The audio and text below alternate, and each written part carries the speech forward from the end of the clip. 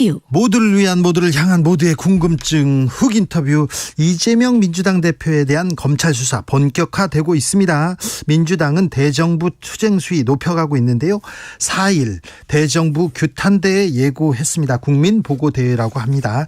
오늘은 김건희 주가조작 진상규명 TF팀 출범시켰는데요. 더불어민주당의 고민, 그리고 앞으로 이 일을 어떻게 해결할 것인지 물어보겠습니다. 고민정 최고위원 모셨습니다. 안녕하세요. 네, 반갑습니다. 자, 민주당이 대정부 강경투쟁으로 방향을 바꾼 듯이 보입니다. 자, 구체적인 방안이 뭡니까? 강경투쟁으로 갑자기 선회한 것은 아니고요. 그렇습니까? 지금까지의 상황들이 이제 무르익은 겁니다. 네. 일단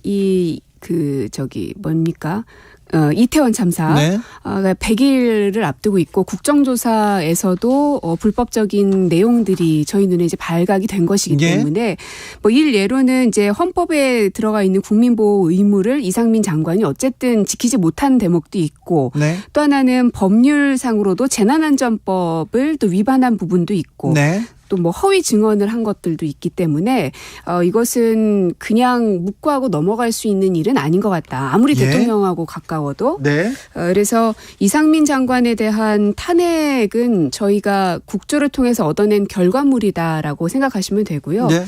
그리고 또 지금 이제 김건희 특검에 대한 이야기들이 많이 나오고 있는데, 사실은 2월 10일 날 도이치모터스 권오수 회장의 1심 선고가 있습니다. 예. 거기에 따라서 사실은 크게 출렁일 수 있어서 저희가 좀 주목하고도 있지만 더 이상 그냥 공소시효가 지나가기를 넉넉히 기다리고만 있을 수는 없다 하는 부분도 있습니다. 이태원 참사, 그리고 주가 조작 사건 더 이상 손 놓고 있을 수 없다. 그래서 지금 이제 무르익었고 우리가 행동할 때다, 이렇게 생각하시면 되는 거죠. 네. 저 김건희 여사 특검 촉구를 위한 1인 시위하고 있습니까? 그리고 오늘은 밤샘 토론하겠다는 계획인데 윤석열 정부가 반응할까요? 반응 안 하면 안 하는 대로 국민들도 계속 보고 있을 테니까요. 네. 저희 야당이 짓밟히면 짓밟히는 대로 국민들도 보고 있을 테고요. 네. 저는 국민들께서 단순하게 생각하지 않으시리라 보고 현명한 국민들이라는 걸 우리가 믿어야 된다고 생각합니다. 예. 4일에는 서울시청 앞에서 대정부 규탄대회 열기로 했습니다. 인원을 할당해서 이렇게 사람 모이라는 게 지금 맞나, 이렇게 박용진 의원은 좀 비판적인 목소리도 내는 건데, 본격적인 장외 투쟁이라고 봐야 되는 겁니까? 저는 거기에 동의하지는 않습니다. 본격적인 장외투쟁이 성립이 되려면 원내를 문 닫고 나가야 되는 게 맞고요. 그다음에 우리 옛날에 촛불 집회하는 것처럼 정기적으로 집회를 계속 여는 게 제가 이해하는 장외투쟁의 시작입니다. 보통 그렇죠. 네. 하지만 이번에 저희가 하는 국민보고대회는 일단 일회성인 것이고요. 그리고 정기적으로 하거나 이런 것도 아직 계획에 없습니다. 원내에서 계속 활동을 하는 거는 저희는 끝까지 원내를 포기하지 않을 겁니다. 네. 저희가 가지고 있는 의석수가 있기 때문에 임기가 다하는 마지막 그날까지도 원내에서 할 수 있는 모든 입법 사안들은 계속 밀고 나갈 생각입니다. 네. 그런데 이재명 대표에 대한 수사가 계속되자, 이제 본격화되자 김건희 카드를 꺼낸 거 아니냐. 대통령실에서도 이거 최소한의 사실관계 확인도 없이 대통령 배우자라고 계속 가짜뉴스 유포한다, 이렇게 얘기하던데요. 이게 가짜뉴스인지 의혹제기인지는 국민들이 판단하실 텐데요. 네. 예전에 아마 여러분 언론중재법 기억하실 텐데, 국민의힘이 핏대 높이면서 했던 얘기가 뭐냐면 언론의 의혹 보도를 못하게 하는 것은 언론의 재갈을 물리는 것이고 탄압하는 것이다라면서 반대했었습니다. 그때 얘기했죠. 맞습니다. 그럼 지금 똑같이 적용을 하면 김건희라는 분은 그냥 일반 여성이 아니시죠. 일반 여성이었으면 사실은 검찰에서 알아서 소환조사 미리 했을 테지만 지금은 대한민국의 영부인의 자리에 가 있기 때문에 더더욱 의혹이 조금이라도 생기는 부분에 대해서는 명명백백하게 사실을 밝히지 않을 수가 없는 겁니다. 어떻게 그것을 부인하고 진실이 무엇인지 저희도 모르는 상황인데 무조건 대통령실에서 거짓이라고 말하면 다 거짓이 됩니까? 어쨌든 국민들도 언론도 야당도 의혹에 대해서 풀리지 않는다면 오히려 김건희 여사께서 당당하게 나서셔서 그것은 내가 전혀 가담되지 않은 것이다라고 털면 되는데, 도이치모터스 주가 조작에 대해서 저희가 소환에 임하라고 얼마나 100번 1000번 얘기했지만 꿈쩍도 하지 않지 않습니까? 네. 그래놓고선 의혹 제기를 가짜 뉴스다. 이거는 탄압의 정도를 자꾸 넘어서는 것 같습니다. 네. 아무튼 뭐 국민의힘에서는 계속해서 민주당이 김건희 여사 스토킹하고 있다 계속 얘기해요. 그렇게 따지면 한동훈 장관 또 유상범 의원도 좀 강하게 얘기하셨던데 뭐 김기현 후보는 마찬가지고 이분들도 이재명 스토커 하고 계시죠. 이분들 눈에는 난방비 폭등이나 택시비 올라가는 거 그다음에 대출금리 올라가는 거는 눈에 보이지도 않나 하는 생각이 듭니다. 사실 국민들은 그거에 거기 관심이 있는데 민생 좀 챙겨주세요 하는데 지금 정치권은 정부 여당은 당권 경쟁하면서 다른 얘기만 하고 있고 윤심 얘기만 하고 있고 민주당은 왜 검찰 얘기만 하고 있냐 이런 얘기 나오지 않습니까? 저희들도 그 부분에 대해서는 비판을 아주 겸허히 받아들여야 된다고 생각하고요. 네. 그래서 이재명 대표가 검찰 소환에 자꾸 응하는 이유는 수사할 테면 다 해라. 다만 우리는 민생에 좀 관심을 갖고 거기서 싸웁시다라는 호소를 지금 드리고 있는 겁니다. 여당을 향해서도. 네. 안 하겠다고 하면 계속 거기에서 정쟁이 벌어지니까. 그러니까 정부 여당에서도 이재명 대표가 죄가 있으면은 밝혀지겠죠, 그렇게. 네. 그러니 그거는 좀 그만 놔두시고 난방비 문제 어떻게 할 겁니까? 이게 취약계층 처음에는 한 100만 정도를 지원하는 걸로 했다가 200만 정도까지 올리겠다고는 했지만 이게 취약계층에만 해당되는 부분은 아니라고 봅니다. 특히 소상공인들 상가 운영하시는 분들은 어쩔 수 없이 계속 난방을 떼야 되기 때문에 감당하기가 어려울 것이고 네. 아파트에 살고 계시는 대부분의 중산층들도 난방비 폭등 때문에 어려움을 겪고 있기 때문에 더 많은 층위의 분들에게 에너지 지원을 해야 된다. 오히려 거기에서 좀 여야가 싸웠으면 좋겠습니다. 네. 지역민들 많이 만나시죠? 네. 오늘도 한 200~300명 같이 행사를 좀 하고 왔는데요. 무슨 얘기 많이 하십니까? 아무래도 그러니까 정치권의 그 정쟁에 대해서는 좀 멈췄으면 한다는 말과 함께 부동산 문제, 네. 그다음에 난방비, 전기세 이런 거에 대한 걱정들이 너무너무 많으세요. 네. 그런 걱정이 많은데 오늘 민주당에서는 김건희 주가 조작 진상규명 TF팀 출범했습니다. 네. 자, 어떻게 접근해야 된다고 어떻게 가야 된다고 보십니까? 사실 그 TF는 오늘 갑자기 출범된 건 아니고요. 벌써 진작부터 비공개 회의는 계속 진행을 해왔던 팀입니다. 근데 앞서 말씀드린 것처럼 지금 이 권오수 회장의 그 선고가 이제 며칠 앞으로 다가오고 있기 때문에 네. 알면서도 저희가 그냥 바보처럼 그냥 있을 수는 없는 노릇이어서 국민들에게 촉구하고 검찰에게 다시 한번 촉구하는 겁니다. 빨리 수사하라고. 네. 그래서 제가 예전에 한동훈 장관에게 대정부 질의 때 물었던 게 수사를 할 수 있는 방법이 뭐가 있냐. 나는 법조인이 아니어서 잘 모른다 치고 법조인의 전문가이시니 소환 조사하는 것 말고 뭐가 있습니까? 아무리 물어봤지만 답변을 하질 않습니다. 지금 김건희 여사의 그 문제 제기가 지난 대선 이전부터 계속 있었으니 1년도 넘게 있는 건데. 네. 1년 동안 근데 1년 넘게 진상규명하라. 주가 조작 어떻게 됐냐. 조사하라. 수사하라. 얘기를 했는데 네. 아직도 꿈쩍 않고 있잖아요. 그래서 저희는 더는 미룰 수가 없다는 겁니다. 저희가 할 수 있는 방도를 국회 안에서 할 수 있는 모든 걸 해야 되지 않겠습니까? 그래서 저희가 만약에 검찰이었으면 당장 수사했죠. 근데 그런 권한이 없으니 국회가 할 수 있는 특검법을 도입하겠다는 겁니다. 김건희 여사 측에서는 이 얘기에 대해서는 전혀 반응하지 않고요.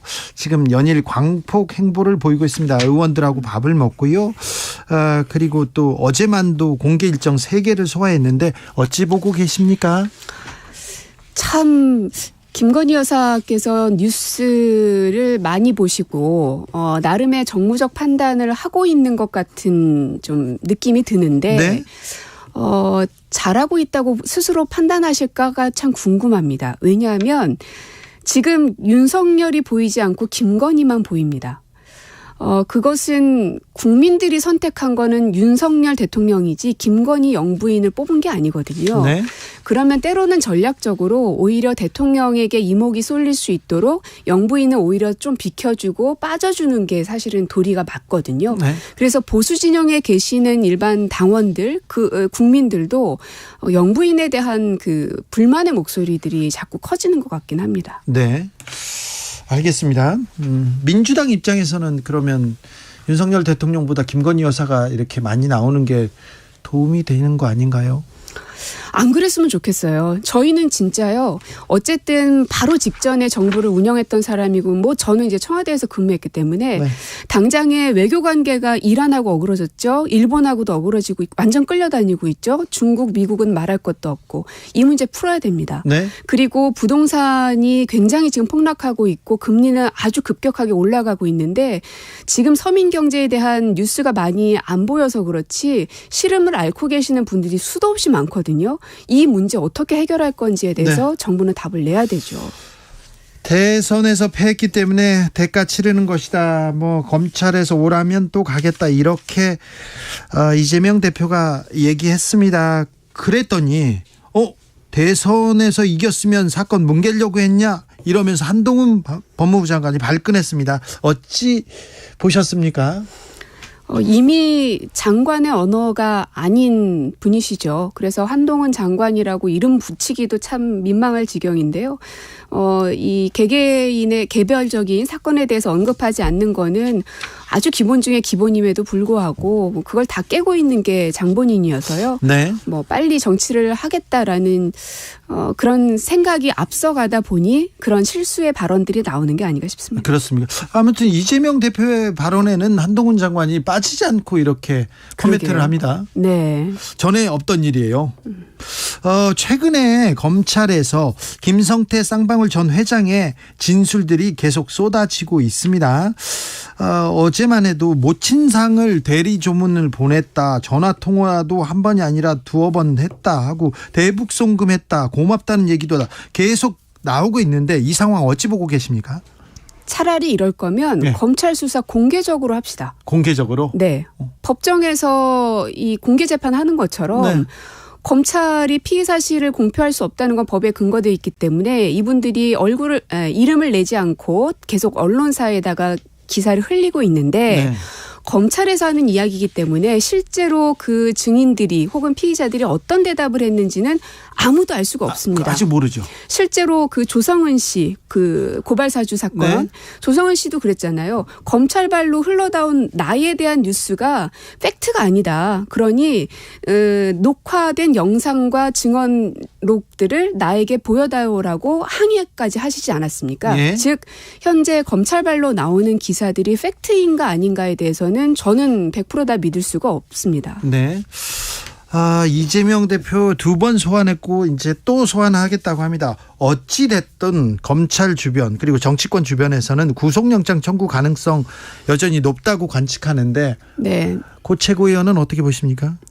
만에 하나 이제 체포동의안이 오게 되면 뭐 그럴 수 있다라고 이제 가정을 깔고들 많이 말씀하시지만 저는 굉장히 초유의 사태라고 생각합니다. 왜냐하면 죄가 있는 게 밝혀졌기 때문에 체포를 할 게가 아니라 네. 수사를 하는데 증거인멸이나 도주의 우려가 있기 때문에 구속을 해서 수사하는 거지 않습니까? 네. 그런데 야당 대표입니다. 시시각각 모든 것들이 언론에 노출될 수밖에 없는 사람입니다. 예. 누구를 만났든지 누구와 무슨 얘기를 했든지 다 브리핑이 될 수밖에 없는 사람이어서 도주의 우려는 없죠. 네. 그래서 이 체포동의안을 내는 것 자체가 저로서는 참 받아들이기 어렵고 그렇다 하더라도 그래도 우리는 모든 가정들을 이제 상정해야 되니까 그게 왔을 때 이제 우리 민주당이 어떻게 판단해야 될 것인가. 그런데 민주당 체포 동의안이 이렇게 국회로 오면 부결하는 거 단언하기 어렵다 이렇게 말씀하셨어요. 실제 당내 기류가 그렇습니까? 기류가 어느 쪽으로 이렇게 기울었느냐라고 물으신다면 진짜 제가 단언하기가 어렵습니다. 아, 그래요? 네, 알 수 없습니다. 네. 왜냐하면 당론으로 정하는 것도 아니기 때문에 그러나 다만 그러니까 의원들 한 명 한 명은 다음 총선을 생각할 겁니다. 네. 국민들이 어떤 당에게 표를 줄 것인가. 근데 거기에서 이재명 대표가 도움이 될 것인가 안 될 것인가 이런 판단들을 하겠죠. 그렇다면 저도 한번 가정을 해볼게요. 만에 하나 체포동의안이 가결된다. 그러면 이재명의 심판이 중요한 게 아니라 아마 민주당은 국민들의 심판을 받게 될 거라고 저는 확신합니다. 그렇죠. 네. 민주당 지지자들은 또 네. 당원들은 말할 것도 없고 제가 말하는 그 국민이란 강성 당원이라고 하는 그분들이 아닙니다. 강성이지 않은 그냥 보통의 당원들 혹은 중도에 있는 당원이 아닌 분들은 민주당의 그러한 모습을 보면서 결국 총선 때는 윤석열 정부를 견제할 수 있는 집단을 뽑게 될 텐데 그게 국민의힘이 될 수도 있고 민주당이 될 수도 있을 겁니다. 무조건 야당이라고 해서 견제한다고 생각하지 않을 거거든요. 예. 능력이 그만큼 되고 뭔가 하겠다고 마음먹으면 일사불란하게 쫙 밀고 가는 힘을 보여주는 집단에게 표를 줄 텐데 네.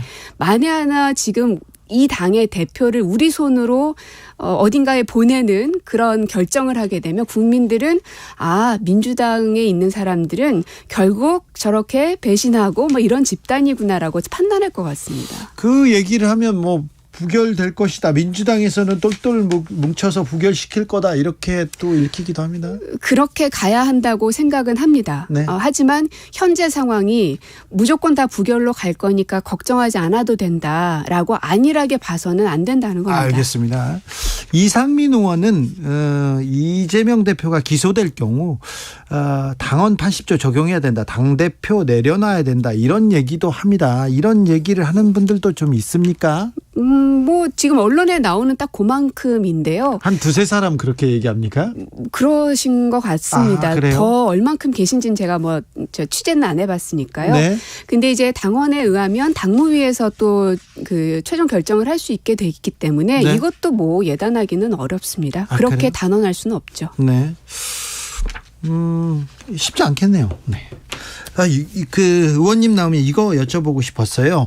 대통령실, 그러니까 청와대 대변인 지내셨잖아요. 네. 부대변인도 하고 대변인도 했습니다. 그런데 지금 용산 대통령실에 대변인도 없고 부대변인도 없습니다. 이거 어떻게 해야 됩니까? 그러면 대통령실하고 언론하고는 어떻게 소통하는 겁니까? 국민하고는요?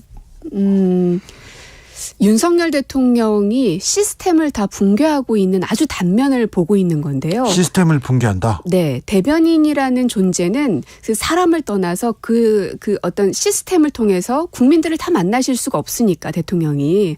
언론을 통해서 만나야 되는데 또 언론사도 워낙 많다 보니까 대변인단을 통해서 브리핑을 하고 또 질문을 받아오고 이런 역할을 하는 건데요. 네. 이 시스템이 여당, 야당 그리고 역대 모든 대통령실에서 다 갖고 있는 것은 그만큼 국민과의 소통이 중요하기 때문에 시스템을 어느 정부도 무너뜨리지 않았던 겁니다. 예. 그런데 윤석열 대통령은 그 시스템을 붕괴하고 있는 것이고요. 역사에서도 보면 폭군들도 처음부터 폭군이지 않았습니다. 처음에는 시스템에 의해서 잘했는데 자꾸 비판하는 사람들이 많아지니까 그 말이 자꾸 듣기 불편하고 그러다 보니 시스템을 무너뜨리고 본인이 직접 하기 시작하면서 폭군이 되는 거거든요. 네. 저는 윤석열 대통령이 그 전철을 밟는 건 아니었으면 좋겠습니다. 네, 알겠습니다. 네. 아직 폭군은 아니죠. 아니길 바랍니다. 아니길 바란다. 빨리 대변인 뽑으십시오. 예. 과방위원이시니까 이것도 물어볼게요. 대통령실에서 방통위를 직접 감찰하고 있지 않습니까? 어떻게 보십니까? 결국은 한상혁 위원장을 쫓아내기 위한 할 수 있는 모든 방법을 다 동원하고 있는 건데요. 네. 방통위에 대한 감사원 감사는 말할 것도 없고요. 네. 그리고 이제 관련된 사람들을 다 이제 조사하고 수사하고 겁박을 하고 그리고 이제 과방위 안에서도 한상혁 위원장만 나왔다면 이제 박성중 의원이나 권성동 의원이나 굉장히 험한 말을 인격 모독적인 인격을 폄훼하는 발언들을 서슴없이 하시거든요. 네. 그래서 자괴감이 들게끔. 예. 그 의도가 너무 빤히 보이기 때문에 지금 대통령실이 그렇게 하는 건 해도 방통위가 꼼짝을 안 하니 우리가 나서야 되겠다 이런 것 같은데 꼭 그게 다 성공하리라고 착각하시는 것 같습니다. 저희 민주당 과방위원들은 절대로 그 시스템 무너지게 하지 않을 겁니다. 네. 지난 총선에서 광진에서 오세훈 시장을 꺾었어요. 네. 그렇죠. 근데 이번 총선에서는 한동훈 장관 자신 있으면 우리 지역구로 와라 이렇게 총선 맞대결하자 이런 얘기 하시던데. 그거는 제가 먼저 얘기한 건 아니고요. 아, 그래요? 예, 진행자께서 네. 만약에 한동훈 장관이 광진을에 온다고 하면 네. 어떻게 할 거냐라고 물으시길래 네. 오면 환영이지요. 그렇게 얘기했군요. 라고 한 겁니다. 네. 예. 한동훈 장관이 총선에 나올 것 같지요? 정치는 무조건 한다고 봅니다. 정치는 한다. 네. 아무튼 맞대결도 자신이 있다 이렇게. 어떤 사람이 오든 저희 광진 을 지역에 있는 주민들과 힘을 합친다면 못 이겨낼 사람이 없을 거라는 생각이 들고 다만 이제 한동훈 장관께서 소위 말하는 강남 3구 서초 뭐 이런데 네. 그런 곳으로 가시지는 않을 거라고 생각합니다. 아 그렇습니까? 예, 쉬운 데는 안 가시겠죠. 저 경쟁자였던 오세훈 시장은 광진을에서 고민정한테 패배하고 지금 서울시장이 됐습니다. 서울시는 잘 이끌고 있는 것 같아 보입니까?